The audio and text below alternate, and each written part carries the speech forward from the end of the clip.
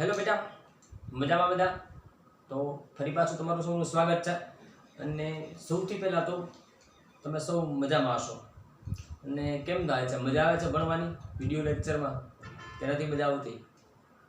નાના નાના વિડીયોઝ છે, નાના નાના મુદ્દાઓને સમજીએ છીએ, બરાબર ને? અને જો ધીમે ધીમે આપણે અભ્યાસક્રમની શરૂઆત કરી છે, થોડું થોડું ભણીએ છીએ, કેમ કે અમને ખબર છે કે વિડીયો લેક્ચરમાં અથવા તો મોબાઈલની સ્ક્રીન ઉપર ભણવું એ થોડું અઘરું હોય છે. એક પાછું તમને યાદ કરાવી દઉં બેટા કે જો તમારા ઘરે સ્માર્ટ ટીવી હોય અથવા તો તમારા ઘરે લેપટોપ છે તો શક્ય હોય ત્યાં સુધી વિડીયોઝને સ્માર્ટ ટીવી અથવા તો તમારા લેપટોપ પર જુઓ. એટલે આપણને જે આંખને નુકસાન થવાની શક્યતા અથવા તો આપણી જે આંખો છે એને સતત મોબાઈલની સ્ક્રીન પર ન રાખી અને આપણને સરસ રીતે કમ્ફર્ટેબલ રીતે એને જોઈ શકાય, બરાબર? એટલે મજા આવશે જોવાની, બરાબર? ચલો મુદ્દા ઉપર આવીએ પાછા. તો લાસ્ટ લેક્ચરમાં આપણે થોડું ઘણું ભણ્યા હતા, કોષો વિશે માહિતી મેળવી, બરાબર? આજે ત્યાંથી આગળ થોડું વધીએ કે કોષની એક જનરલ માહિતીની ચર્ચા કરી હતી આપણે. આજે એક મુદ્દો તમારી ટેક્સ્ટ બુકમાં આપેલો છે, એમાં એમ લખ્યું છે કે સજીવોમાં કોષોની સંખ્યા, આકાર અને કદમાં વિભિન્નતા હોય છે, એવો એક મુદ્દો છે. એટલે એનો અર્થ શું થાય એને સમજીએ. જો શું એને મુદ્દો કીધો છે આપણને, ફરી વખત બોલું છું, લખી પણ લઈએ કે સજીવોની અંદર કોષોની સંખ્યા, આકાર અને કદમાં વિવિધતા અથવા તો વિભિન્નતા હોય છે. શેમાં? તો એક તો સંખ્યામાં. ક્યાં ક્યાં વિવિધતા છે? સંખ્યા, કદ અને આકાર. સંખ્યા, કદ અને આકારમાં સજીવોની અંદર શું હોય છે? વિભિન્નતા અથવા તો વિવિધતા હોય છે. વિભિન્નતા હોય છે અથવા વિવિધતા હોય છે. એની આપણે આજે ચર્ચા કરી છે કે કોષો કેવા કેવા હોય છે. ટૂંકમાં એનો અર્થ શું થાય? જુઓ, સંખ્યા એટલે કે સજીવો જે છે એની અંદર કોઈક સજીવો એવા હશે કે એમાં થોડાક કોષો હશે, કોઈકની અંદર વધુ કોષો હશે, એવું કંઈક હશે. સમજશું આપણે એને. બીજું શું કીધું છે? કદ. તો કોષોના કદ પણ જુદા જુદા હોય છે. અમુકના કદ મોટા હોય, અમુકના નાના હોય છે. પછી આકાર. તો આ બધાનો આકાર એક જુદા જુદા પ્રકારનો છે. એટલે ટૂંકમાં કોષો છે એના આધારે જે સજીવો છે, સજીવોની અંદર કોષો કેટલા પ્રકારના જોવા મળે છે, કેવા કેવા આકારના જોવા મળે છે, સજીવોમાં રહેલા કોષોની સંખ્યાની દ્રષ્ટિએ શું વિવિધતાઓ છે, બરાબર? આ બધી બાબતોની ચર્ચા આજે આપણે કરવાની છે. ફરી પાછો આજનો લેક્ચર એ છે નાનકડો એવો જ, બહુ ખાસ આપણે આજ જાજુ નહીં ભણીએ. એક નાનકડો એવો મુદ્દો છે એને આપણે આજે પૂરો કરશું. બસ 20 મિનિટ થશે કદાચ મને તમને ભણાવતા, એનાથી વધુ સમય નહીં લાગે. તો સૌથી પહેલા તો આપણને એક પ્રશ્ન થાય કે ભાઈ આ બધી જ વાતો થાય છે, અગાઉ મેં વાત કરી તમને કે કોષ એટલા બધા સૂક્ષ્મ હોય છે કે જેને આપણે સીધા નરી આંખે જોઈ શકતા નથી. એને નરી આંખે જોઈ શકાતા નથી, એટલા બધા નાના હોય છે. તો સૌથી પહેલા તો આ કોષો છે એનું અવલોકન કોના દ્વારા થાય બેટા? આ કોષો છે એનું અવલોકન કોના દ્વારા થાય? તો કે અવલોકન કરવા માટે અગાઉ પણ આપણે વાત કરી હતી. એક જ મિનિટ, કદાચ હું મારા ફોનને સાયલેન્ટ કરતા ભૂલી ગયો છું. એક જ મિનિટ બેટા, હોલ્ડ કરજો જરા, હું પાછો આવી જાઉં.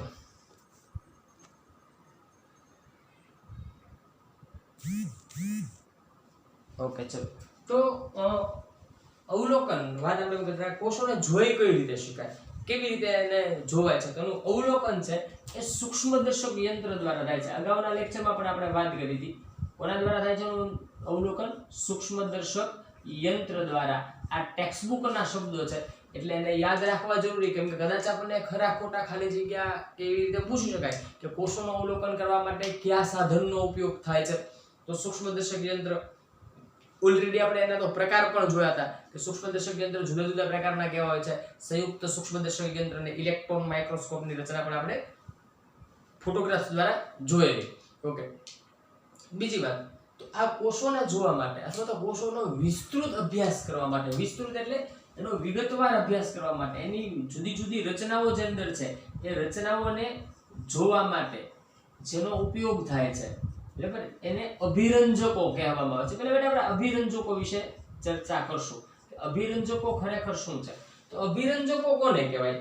તો અભિરંજક એટલે જ્યારે આપણે કોષને સૂક્ષ્મદર્શક યંત્રમાં જોવા હોય ત્યારે એ જે સ્લાઇડ હોય છે એ સ્લાઇડ ઉપર જે નમૂના લેવામાં આવ્યો છે એના ઉપર આ અભિરંજકો એટલે એક પ્રકારનું કેમિકલ છે, રસાયણ છે, એના એકાદું ટીપું એના ઉપર મૂકવામાં આવે છે.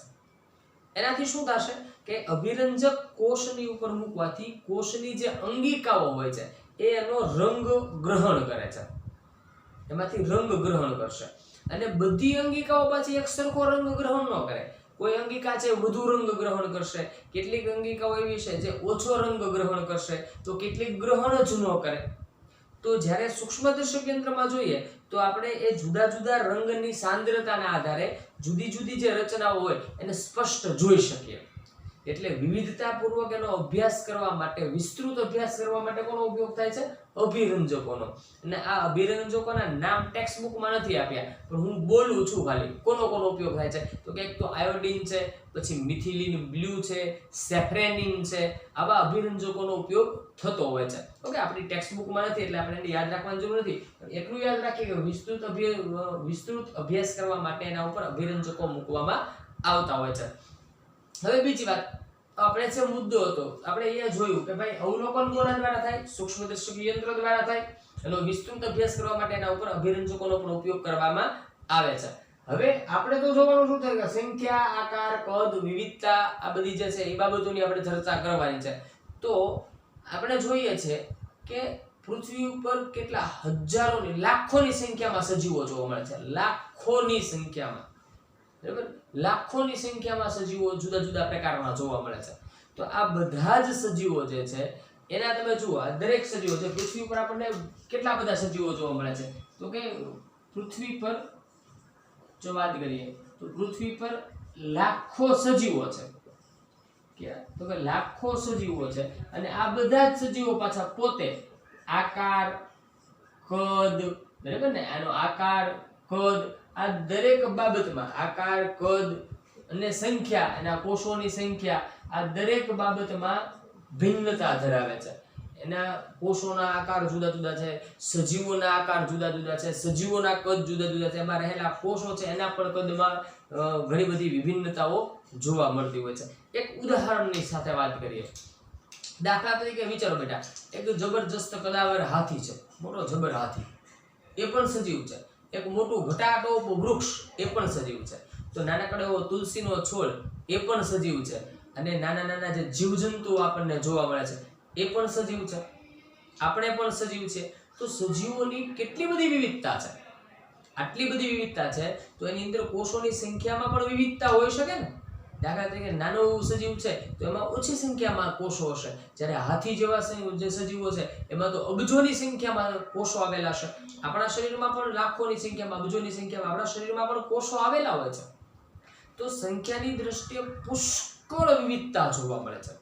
પણ જો સંખ્યાની દ્રષ્ટિએ આપણે સજીવોને કોષની સંખ્યાના આધારે જો સજીવોને આપણે વર્ગીકૃત કરવા હોય, એના વર્ગીકરણ કરવા હોય તો બે વર્ગીકરણ થાય. શેના આધારે? સંખ્યાના આધારે. પૂછો બેટા, કોષોની સંખ્યાના આધારે. જોજો જે બોલું છે, કોષોની સંખ્યાના આધારે વર્ગીકરણ કરવું હોય આપણે, કોષોની સંખ્યાના આધારે જો વર્ગીકરણ કરવું હોય તો બે રીતે થઈ શકે કે એક છે એ એક કોષીય સજીવો. કેવા? એક કોષીય સજીવો. અને બીજા બહુકોષીય સજીવો. એક કોણ આવશે બેટા? એક કોષીય સજીવો અને બીજા બહુકોષીય સજીવો.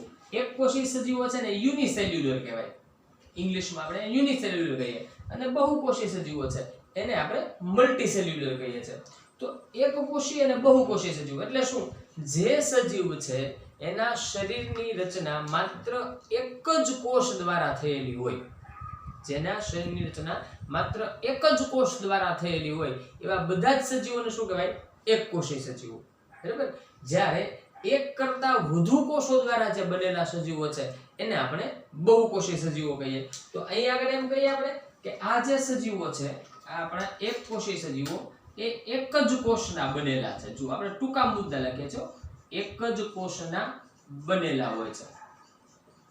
જ્યારે આપણા બહુકોષીય સજીવો છે એક થી વધારે કોષોના બનેલા છે, વધારે કોષોના બનેલા છે. રેડી? ચલો આટલું ક્લિયર. તો એક છે એક કોષીય સજીવો એ એક જ કોષના બનેલા હોય છે, જ્યારે બહુકોષીય સજીવો છે એક કરતા વધારે કોષના બનેલા હોય છે. તો પહેલા આપણને થાય કે આ સજીવો કોણ? ચલો તેની વાત કરીએ. એક કોષી સજીવમાં વાત કરીએ તો એક છે, આપણે બે ઉદાહરણ લઈએ. એક અમીબા, જો બાજુમાં તમને એના ફોટોગ્રાફ્સ સાથે સાથે જોવા મળશે. અમીબા અને પેરામિશિયમ, બરાબર. અમીબા અને પેરામિશિયમ આ બંને કોણ છે? એક કોષીય સજીવો છે. તો જોલી જે ચપ્પલના તળિયા જેવી આકૃતિ દેખાય છે એ પેરામિશિયમ છે, જે પેલું અનિયમિત આકારનું છે એ અમીબા છે. તો અમીબા અને પેરામિશિયમ એ કેવા છે? એક જ કોષીય સજીવો છે. એ એક જ કોષના બનેલા હોય છે અને એ સંપૂર્ણ સજીવ છે, બરાબર. હવે અહીંયા આગળ આપણે એક કોષીય સજીવોની પહેલા વાત કરી લઈએ, પછી આપણે બહુકોષીયની થોડી ચર્ચા કરશું. ઓકે, તો આ જે એક કોષીય સજીવો છે, એક કોષીય સજીવો, એના આ એક જ કોષ દ્વારા બધી જ આવશ્યક ક્રિયાઓ થાય. જો અને કેટલીક સજીવો છે એ પોતે ચોક્કસ પ્રકારની ક્રિયાઓ કરતા હોય છે, જેમ કે પોષણ છે, શ્વસન છે, વહન છે, પરિવહન છે, ઉત્સર્જન છે, આવી અનેક ક્રિયાઓ એના દ્વારા થતી હોય છે.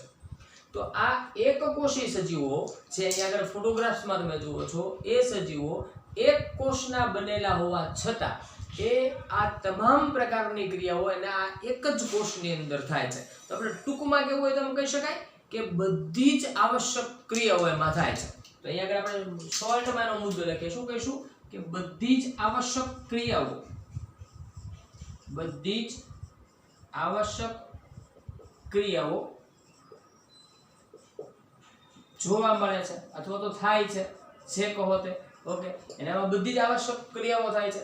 બીજી વસ્તુ કે આ સજીવો છે આવી બધી આવશ્યક ક્રિયાઓ કરતા હોય છે. એટલા માટે જુઓ, ભલે છે એક જ કોષના બનેલા, પણ છતાંય એમાં બધી જ ક્રિયાઓ થાય છે જે આપણા મોટા દેહ ધરાવતા, મોટી શરીર રચના ધરાવતા સજીવોમાં થાય છે. એ બધી ક્રિયાઓ ત્યાં આગળ થાય છે, બરાબર. પરંતુ છે કેવા? એ એક જ કોષના બનેલા. જ્યારે બહુકોષીય સજીવો જે છે એ એક કરતા વધુ કોષના બનેલા હોય છે, બરાબર. તો આ જે સજીવો છે એની કોષની સંખ્યા જે છે, કોષની સંખ્યા એ એના જીવનને પ્રભાવિત કરી શકતી નથી. જુઓ, આ સજીવોની જેને આપણે વાત કરતા હતા, અમીબા અને પેરામિશિયમ, તો એ અમીબા અને પેરામિશિયમ છે એક કોષના છે, છતાંય બધી ક્રિયાઓ થાય છે. અને આપણે બહુકોષીય સજીવો છે, છતાં આપણામાં પણ બધી ક્રિયાઓ થાય છે. તો કોષની સંખ્યાને અને જીવંત પ્રક્રિયાઓને કાંઈ લેવા દેવા નથી. એટલે આપણે એમ કહી શકાય કે કોષની સંખ્યા, અહીંયા આગળ આપણે મુદ્દો લખવો હોય તો લખી શકાય કે કોષની સંખ્યા જે એમને કરવાના કાર્યો છે, સજીવના જે કાર્યો છે, બરાબર ને. કોષની સંખ્યા સજીવના કાર્યોને પ્રભાવિત કરતી નથી. જુઓ, એનાથી એના કાર્યો પ્રભાવિત થતા નથી, બરાબર. કાર્યોને પ્રભાવિત કરતી નથી, સંખ્યાને એને કોઈ લેવા દેવા નથી. જેમ કે દાખલા તરીકે આપણે વાત કરીએ, ચલો આપણે તો એક કોષી સજીવોની હમણાં વાત કરતા હતા. હવે જો આપણે વાત કરીએ તો નાના એવા જે જીવજંતુઓ, માખી છે, મચ્છર છે, ત્યાંથી લઈને કદાવર હાથી સુધીના જે પ્રાણીઓ જોવા મળે છે, બરાબર. આ બધા બહુકોષી સજીવો છે. પણ આ સજીવો છે એ તમામ પ્રકારની આવશ્યક ક્રિયાઓ કરે છે. જેમ કે આપણે શ્વસન કરીએ છીએ, માખી મચ્છર શ્વસન કરે છે, વનસ્પતિ શ્વસન કરે છે અને હાથી પણ શ્વસન કરે છે, બરાબર. એવી જ રીતે આપણે પોષણ મેળવે છે, અન્ય સજીવો, બધા જ પ્રકારના સજીવો પોષણ મેળવે છે. બધા જ પ્રકારના સજીવોમાં ઉત્સર્જનની ક્રિયાઓ થાય છે. આ બધા જ પ્રકારના સજીવોમાં પ્રજનનની ક્રિયા થાય છે. તો કોષની સંખ્યા અને આ જે આવશ્યક ક્રિયાઓ છે એને કોઈ સીધા લેવા દેવા નથી. એટલે એનો એ સજીવના અસ્તિત્વની સાથે કોઈ પ્રશ્ન ઉપસ્થિત થતો નથી. એટલે કે એ આ સજીવના જીવનને પ્રભાવિત પણ કરતા નથી, બરાબર. તો એનું જીવન જે છે એ કોઈ પણ સજીવ હોય, દાખલા તરીકે એક કોષી સજીવ તો એક જ કોષના બનેલા છે, પણ આ સજીવની એક એવી અગત્યની લાક્ષણિકતા છે કે આ દરેક સજીવો છે એનું જીવન પ્રથમ તો શરૂઆત તો એક જ કોષથી થાય છે. જો દરેક સજીવ છે એનું જીવન હંમેશા એક જ કોષથી શરૂ થાય છે. અહીંયા મુદ્દો લખીએ આપણે. જો આ સજીવ છે, આ સજીવનું જીવન એક જ કોષથી શરૂ થાય છે. એક જ કોષથી શરૂ થાય છે. કયો કોષ છે? ખબર છે કોઈને? એ છે ફલિત અંડકોષ. કોણ છે બેટા? ફલિત અંડકોષ. તો કોઈ પણ જીવનની શરૂઆત હંમેશા ક્યાંથી થશે? ફલિત અંડકોષથી. જ્યારે એક અંડકોષનું એક શુક્રકોષ દ્વારા ફલન થાય તો જે ફલિતાંડ બને છે, બરાબર, એ ફલિત અંડકોષ એને ફલિતાંડ કહીએ. આ જે યુગ્મનજનું નિર્માણ થાય છે, પ્રથમ કોષ બને એ એક જ હોય. આ કોષ છે એમાંથી કોષ વિભાજન થશે. એકના 2 કોષ બને, 2ના 4, 4ના 8, 8ના 16, 16ના 32, એમ કરતા ધીમે ધીમે રચના મોટી થતી જાય અને એ રચના છે છેવટે એક સજીવનું સ્વરૂપ ધારણ કરતી હોય છે. એટલે કોઈ પણ સજીવ એની શરૂઆત તો હંમેશા ક્યાંથી થાય છે બેટા? એક જ કોષથી થાય છે. કહેવાનો અર્થ શું છે? આપણે સંખ્યાની વાત કરતા હતા તો સંખ્યાની દૃષ્ટિએ કેટલાક સજીવો એકકોષીય છે તો કેટલાક સજીવો બહુકોષીય છે, બરાબર. સંખ્યાની દૃષ્ટિએ એકકોષી સજીવો પણ છે અને બહુકોષી સજીવો છે, અને સાથે સાથે એની કેટલીક આપણે વધારાની વિગતોની ચર્ચા કરી. કદાચ પ્રશ્ન પરીક્ષામાં પૂછાય તો શું પૂછાય? તમને એમ પૂછી શકાય કે કોષોની સંખ્યાના આધારે કોષોની સજીવોની વિવિધતા સમજાવો, અથવા તો એકકોષી સજીવો અને બહુકોષી સજીવો વિશે ટૂંકમાં માહિતી આપો.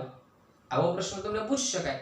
તો એનો જવાબ તમારે આ જે મુદ્દાઓ છે એના અનુસાર લખવાનો થશે. એટલે આ મુદ્દાઓ નથી લખવાના, આ ટૂંકા મુદ્દાઓ છે. એના આધારે તમારી ટેક્સ્ટ બુકને તમે વાંચશો એટલે તમને એના જવાબ સરસ રીતે મળશે, બરાબર. જે મુદ્દાઓ અહીંયા લખ્યા છે એ જ તમારી ટેક્સ્ટ બુકમાં છે, પણ એ થોડા વિસ્તારથી કેમ એને મુદ્દાસર લખી શકાય એ ત્યાંથી તમારે કરવાના છે. પાડવાના અલગ અલગ પોઈન્ટ વાઇઝ એને લખીએ, બરાબર. આ યાદ રાખવા માટે છે. આ તમે આવું સરસ રીતે કામ કરશો એટલે તમને ઝડપથી એ પ્રશ્નો બધા યાદ રહી જશે.